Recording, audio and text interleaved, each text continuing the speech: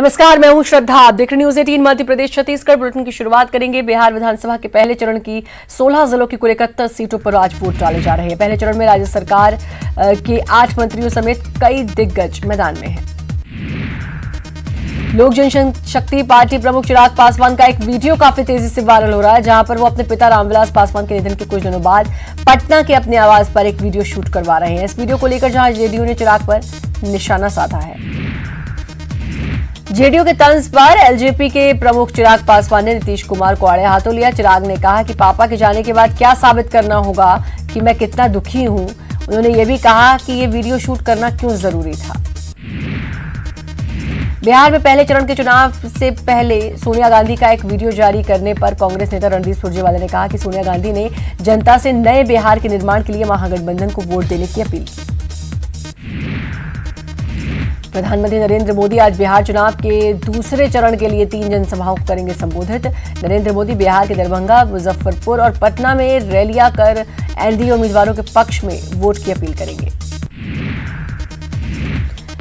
कांग्रेस नेता राहुल गांधी भी आज बिहार चुनाव के रण में उतरेंगे। कांग्रेस के पूर्व अध्यक्ष और सांसद राहुल गांधी पश्चिम चंपारण के वाल्मीकि नगर और दरभंगा के कुशेश्वर स्थान में महागठबंधन के उम्मीदवारों के लिए जनसभाएं करेंगे।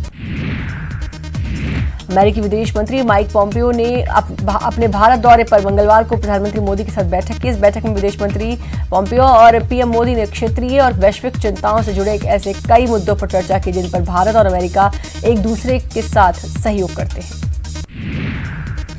वित्त मंत्री निर्मला सीतारमण ने अर्थव्यवस्था को लेकर अपनी बात रखी। वित्त मंत्री ने कहा कि सुधार के संकेत दिखने लगे हैं। हालांकि इसके साथ ही उन्होंने कहा कि चालू वित्त वर्ष में जीडीपी की विकास दर में गिरावट होगी या फिर शून्य के करीब रहेगी। केरल सब्जियों के लिए न्यूनतम समर्थन मूल्य तय करने वाला देश का पहला राज्य बन गया है। राज्य के मुख्यमंत्री पिनाराई विजयन ने कहा कि ये योजना 1 नवंबर से लागू कर दी जाएगी। भारत में कोरोना के मामले लगातार कम हो रहे हैं। देश में पिछले 101 दिन बाद सबसे कम केस आए। 24 घंटों में कोरोना के 36,469 नए मामले सामने आए, वहीं 488 लोगों की मौत हुई। गृह मंत्रालय ने कंटेनमेंट जोन में 30 नवंबर तक सख्त लॉकडाउन लागू करने का फैसला लिया है। गृह मंत्रालय ने रीओपनिंग की गाइडलाइंस को बढ़ाने से संबंधित आदेश जारी किया।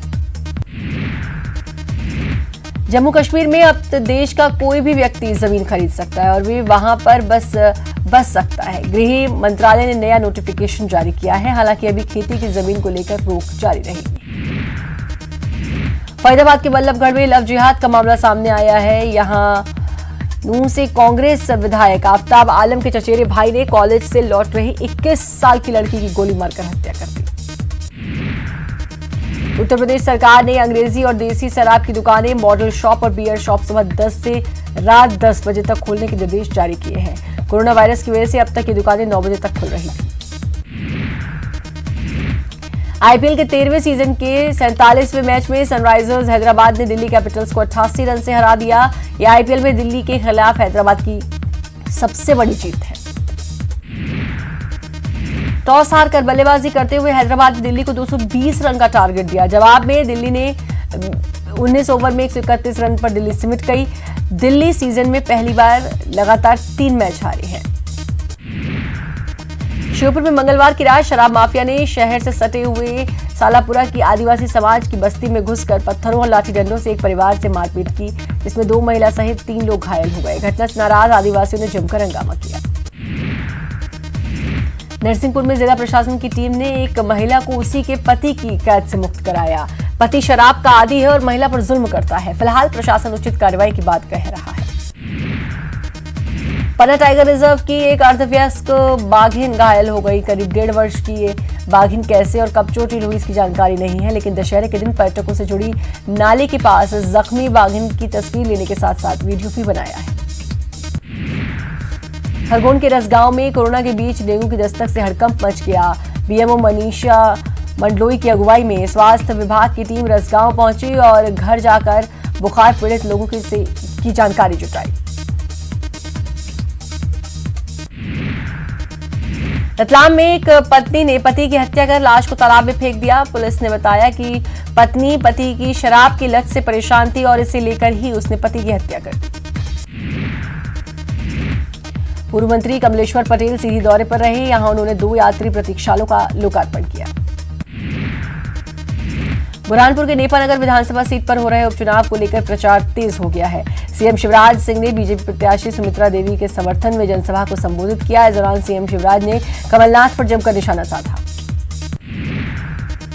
इमरती देवी को चुनाव आयोग ने नोटिस जारी किया है। आयोग ने अगले 48 घंटे में जवाब मांगा है। इमरती देवी ने पूर्व मुख्यमंत्री कमलनाथ और उनके परिवार को लेकर बयान दिया था। बीजेपी अध्यक्ष वी.डी. शर्मा ने प्रेस कॉन्फ्रेंस कर कांग्रेस पर जमकर हमला बोला। उन्होंने बोला कि कांग्रेस नेता इलेक्शन कमीशन पर दबाव बना रहे हैं। उन्होंने ना ही न्यायालय पर भरोसा और न ही निर्वाचन पर, इसीलिए कर्मचारियों को कमलनाथ धमकी दे रहे हैं। बीजेपी की फायर ब्रांड नेता उमा भारती ने छतरपुर के बड़ा मलहरा में भाजपा प्रत्याशी प्रद्युम्न सिंह लोधी के पक्ष में चुनाव प्रचार किया। इस दौरान उन्होंने कांग्रेस पर निशाना साधा। प्रचार के दौरान उन्होंने कहा कि बीजेपी प्रत्याशी को लेकर जनता के बीच कोई नाराजगी नहीं है। पूर्व मुख्यमंत्री कमलनाथ ने ग्वालियर में चुनावी रैली की। कोटेश्वर मैदान आयोजित रैली में सचिन पायलट और कांग्रेस नेता आचार्य प्रमोद कृष्णम भी मौजूद रहे। कांग्रेस नेताओं ने कांग्रेस प्रत्याशी सुनील शर्मा के समर्थन में रैली करते हुए वोट देने की अपील की। कांग्रेस के दिग्गज युवा नेता सचिन पायलट शिवपुरी जिले के दोनों विधानसभा सीटों पर कांग्रेस प्रत्याशियों के समर्थन में सभाओं को संबोधित किया। इस दौरान उन्होंने बीजेपी पर जमकर हमला बोला। सचिन पायलट के साथ आचार्य प्रमोद कृष्णम भी थे। कंप्यूटर बाबा को उपचुनाव के प्रचार के लिए हेलीकॉप्टर मिला। ग्वालियर चंबल में 2 दिन का दौरा करेंगे और कांग्रेस प्रत्याशियों के समर्थन में वोट मांगेंगे। कांग्रेस के स्टार प्रचारक हैं कंप्यूटर बाबा। पूर्व केंद्रीय मंत्री अरुण यादव और पूर्व कृषि मंत्री सचिन यादव ने बैलगाड़ी चलाकर खरगोन स्थित अपने गृहग्राम बोरवा पहुंचे, जहां उन्होंने रावण दहन कार्यक्रम में हिस्सा लिया। दरअसल अरुण यादव और सचिन यादव सालों से चली आ रही परंपरा का उन्होंने निर्वहन किया। दोनों भाइयों ने ग्रामीणों को बधाइयां और शुभकामनाएं दी।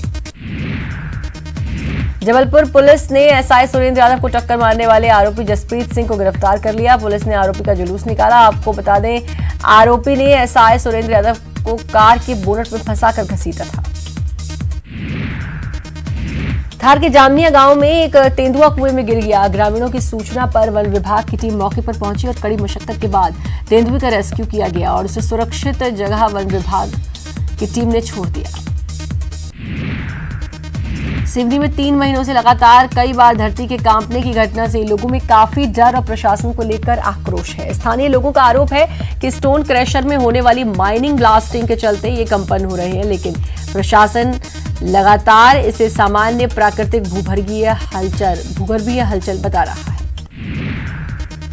इंदौर में मानव तस्करी सहित कई गंभीर मामलों में जेल में बंद जीतू सोनी के पार्टनर नरेंद्र रघुवंशी ने सुसाइड कर लिया। नरेंद्र फिलहाल जेल से पेरोल पर छुटकर आया हुआ था। आज उसको जेल वापस जाना था। रघुवंशी ने सुसाइड नोट में पुलिसिया कार्रवाई के कारण अपनी धूमिल हुई प्रतिष्ठा का जिक्र किया है।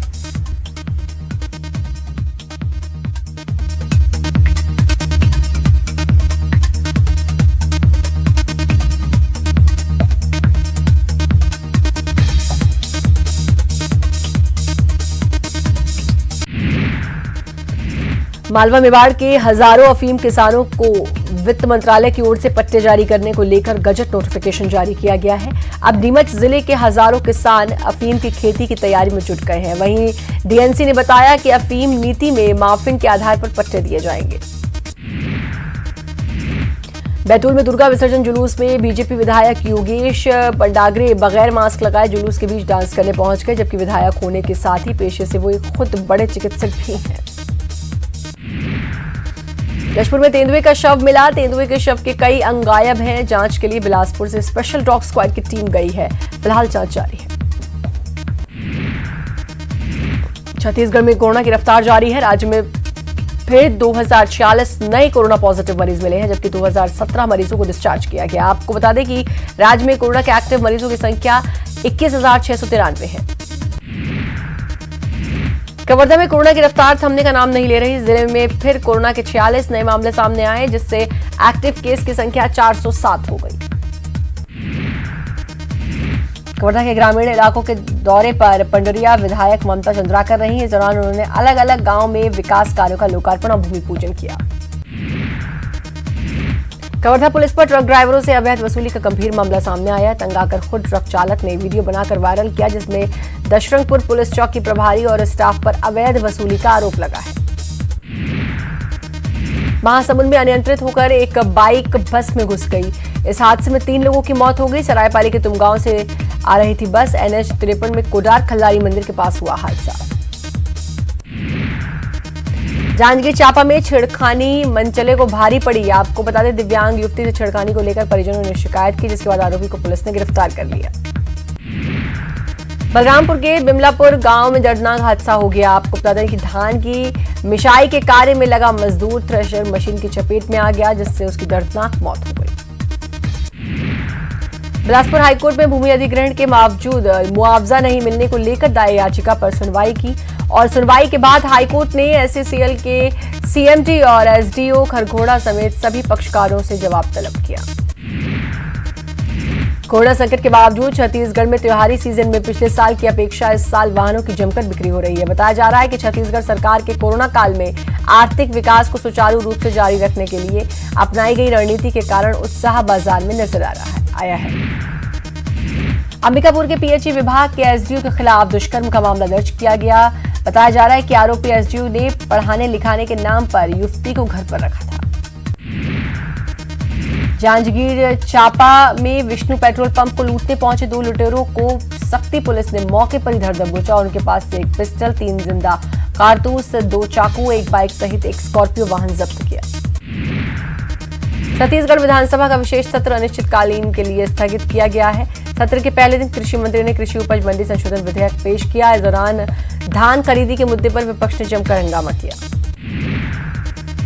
पूर्व मुख्यमंत्री डॉक्टर रमन सिंह ने कहा कि केंद्रीय कृषि कानून के विरोध में ही ये संशोधन विधेयक लाया गया है। केंद्र की विधि के खिलाफ राज्य की विधि लागू नहीं हो सकती है। राष्ट्रपति के पास कानून बनने के लिए जाएगा तो वहां पर ही खारिज हो जाएगा। दुर्ग के नंदिनी थाना क्षेत्र में एक सब्जी व्यापारी को 2 बाइक सवार बदमाशों ने मारपीट कर 2 लाख रुपए लूट लिए। घटना उस समय हुई जब व्यापारी स्कूटी से पैसे लेकर नंदिनी जा रहा था, तभी वहां लूटपाट की गई।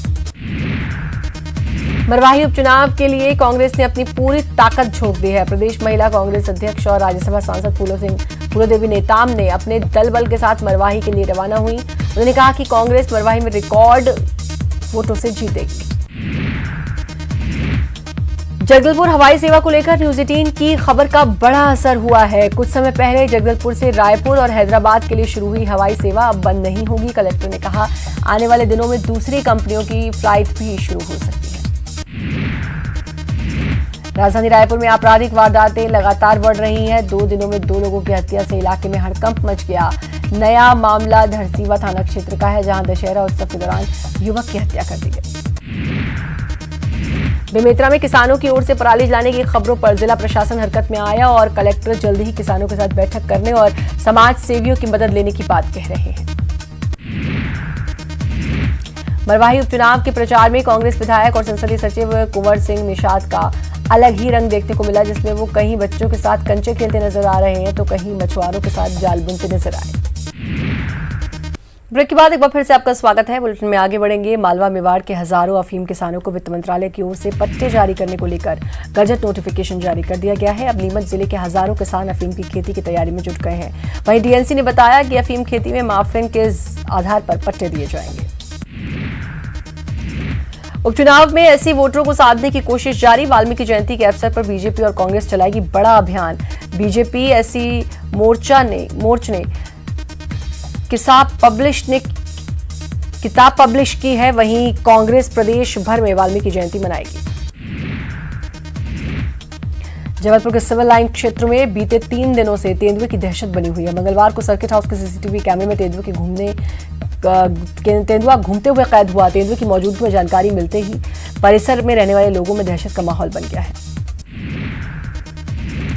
दिग्विजय सिंह ने पोस्ट बैलेट के जरिए डाले गए वोट को रद्द करने की मांग की, जिसको लेकर चुनाव आयोग से उन्होंने शिकायत की है। उन्होंने कहा कि हमें पोस्टल बैलेट के जरिए वोट डालने वाले मतदाताओं की सूची नहीं मिली। वहीं इस दौरान कार्यकर्ताओं ने जमकर हंगामा किया। दिग्विजय सिंह ने सरकारी कर्मचारियों और पुलिस वालों को लेकर बयान दिया। कहा कि कुछ कर्मचारी सरकार के दबाव में काम कर रहे हैं। हमारी सरकार में रहें ना रहें, हमें ऐसे कर्मचारियों को सही करना आता है। उपचुनाव के लिए कल जारी होने वाले बीजेपी के संकल्प पत्र पर सिंधिया की फोटो नहीं होने पर कांग्रेस ने तंज कसा है। कांग्रेस प्रवक्ता नरेंद्र सलूजा ने बीजेपी पर सिंधिया से किनारा करने का आरोप लगाया है। आपको बता दें, बीजेपी उपचुनाव के लिए 28 अक्टूबर को 28 सीटों के लिए संकल्प पत्र जारी करेगी। आर्मी की तर्ज पर इंदौर पुलिस की कैंटीन की शुरुआत की गई। आपको बता दें, लॉकडाउन के दौरान पुलिस कर्मियों को राशन और अन्य व्यवस्थाओं के लिए काफी परेशान होना पड़ रहा था। इसे देखते हुए डीआरपी लाइन में इस कैंटीन की शुरुआत की गई।